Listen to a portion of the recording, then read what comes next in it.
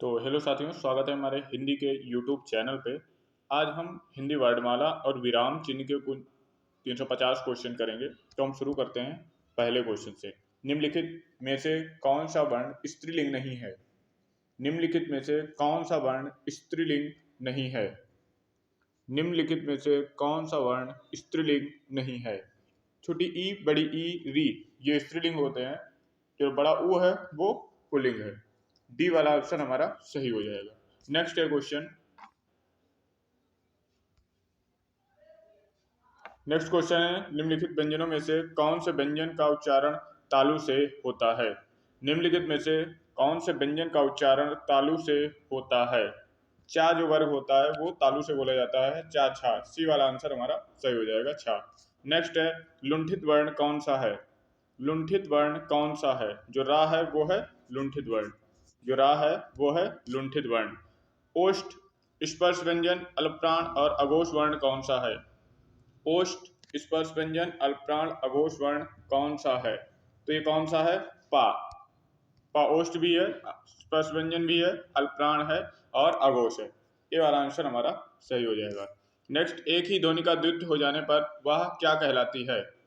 एक ही ध्वनि का द्वित्व हो जाने पर वह क्या कहलाती है?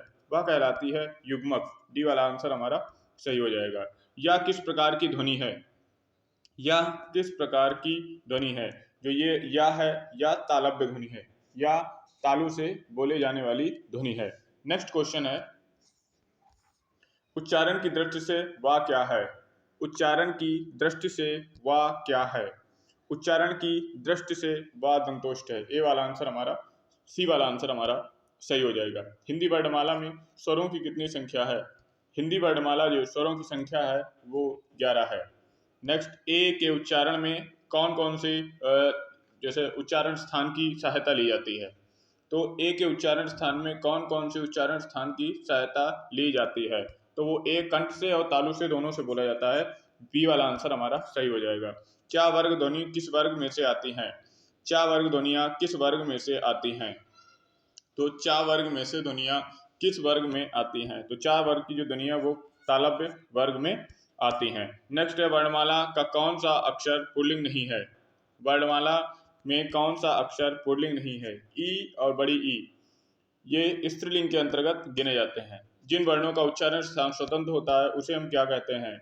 जिन वर्णों का उच्चारण स्थान स्वतंत्र होता है उसे हम स्वर कहते हैं। डी वाला आंसर हमारा सही हो जाएगा। नेक्स्ट, दा प्लस आ प्लस का प्लस चा प्लस आ क्या होगा? तो ये बनेगा दक्ष। डी वाला आंसर हमारा बिल्कुल राइट हो जाएगा। ढा वर्ण का उच्चारण स्थान है। ढा वर्ण का उच्चारण स्थान है और कौन सा वर्ग है? टा, ठा, डा, ढा। टा, ठा, डा, ढा। हमारा जो आंसर हो जाएगा वो टा वर्ग चौथा वर्ण सही हो जाएगा। ए वाला आंसर हमारा सही हो जाएगा। नेक्स्ट है, लिप चिन्हों के क्रमबद्ध समूह को क्या कहते हैं? लिप चिन्हों के क्रमबद्ध समूह को हम क्या कहते हैं? तो लिप चिन्ह के जो समूह है उसे हम वर्णमाला कहते हैं। हिंदी भाषा में स्वरों की कितनी संख्या है? हिंदी भाषा में स्वरों की कुल कितनी संख्या है? तो हिंदी भाषा के हर्ष स्वर की जो संख्या है वो है 4।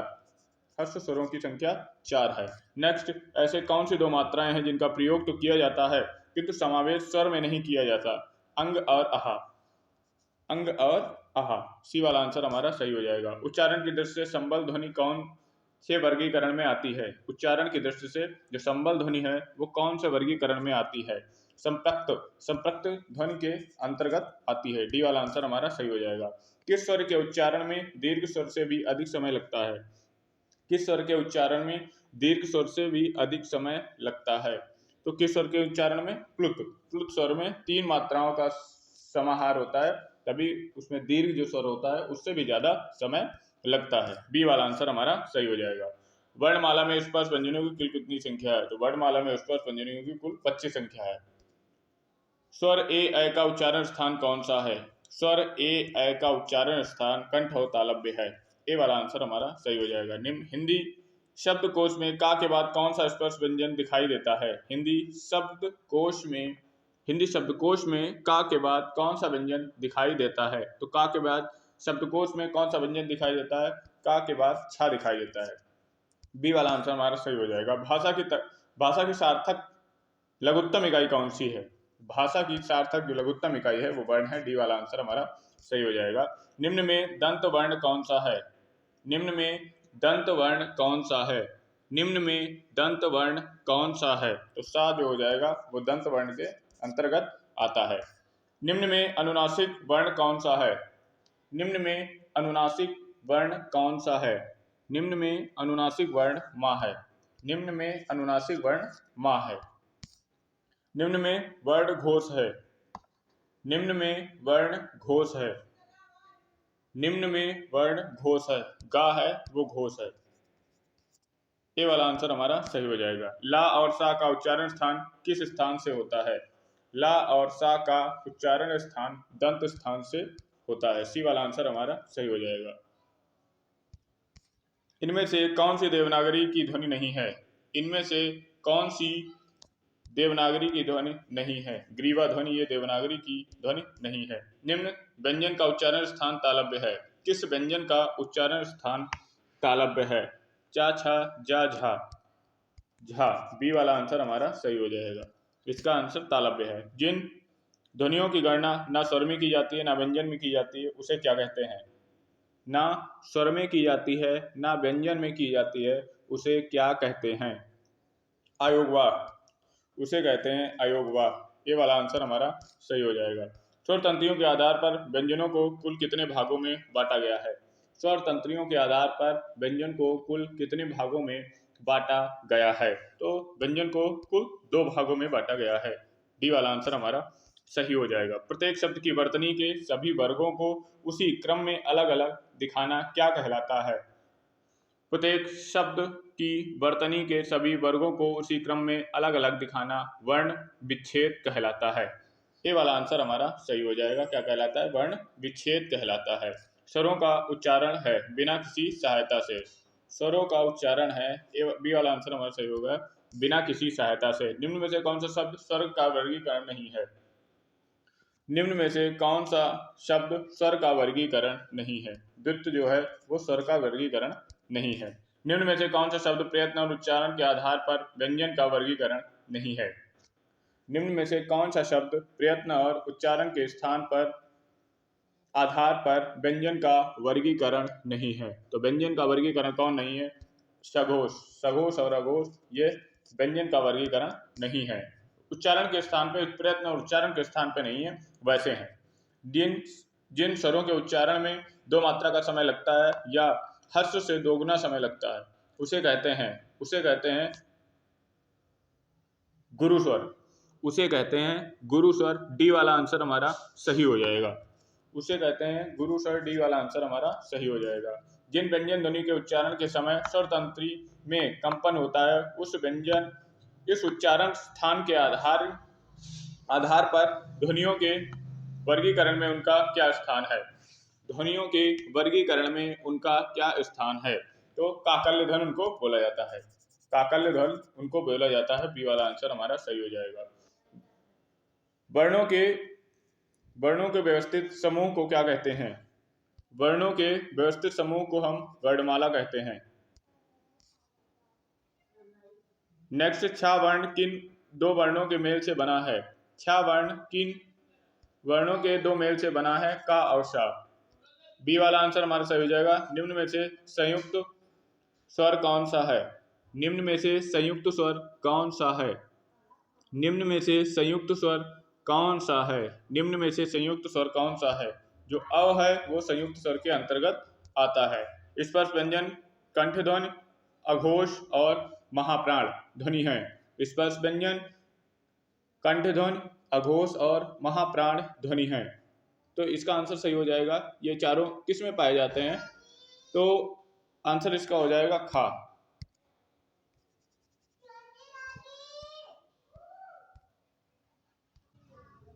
स्पर्श व्यंजन कंठ ध्वनि, अघोष और महाप्राण ध्वनि है।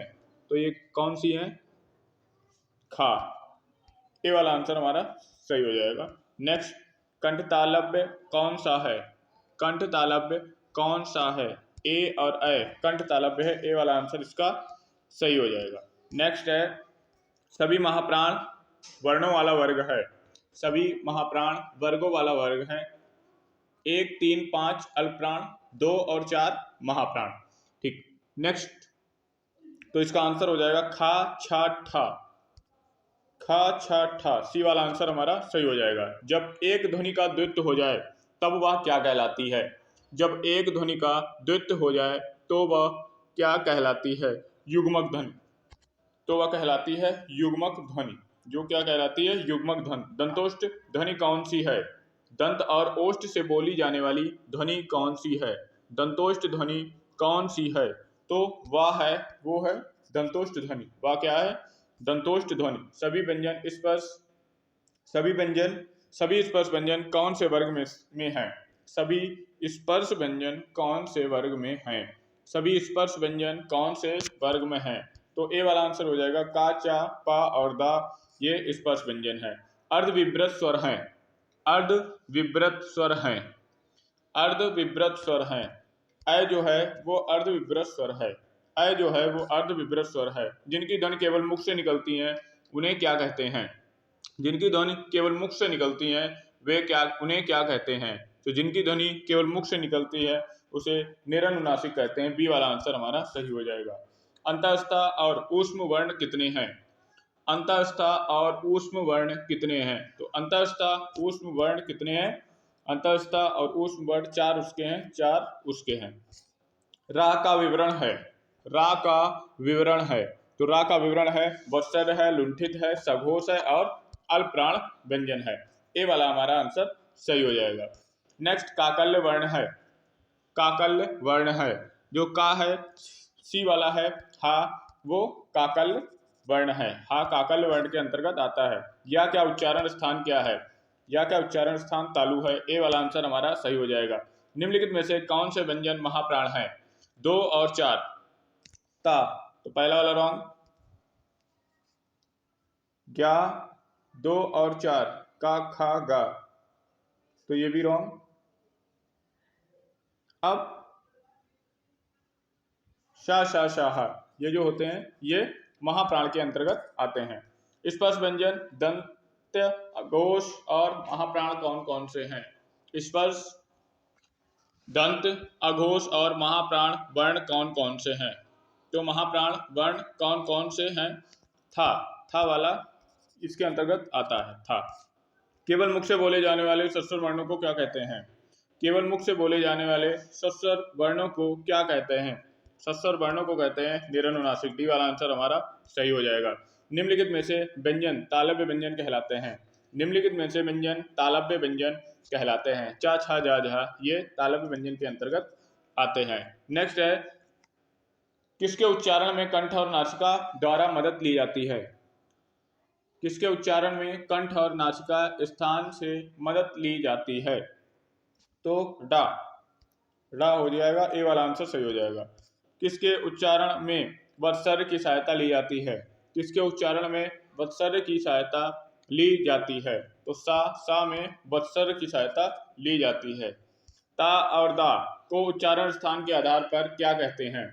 ता और दा को उच्चारण स्थान के आधार पर क्या कहते हैं? तो उच्चारण स्थान के आधार पर हम दंत कहते हैं। ए वाला आंसर हमारा सही हो जाएगा। निम्न में अंतःस्थ व्यंजन कौन सा है? निम्न में अंतःस्थ व्यंजन कौन सा है?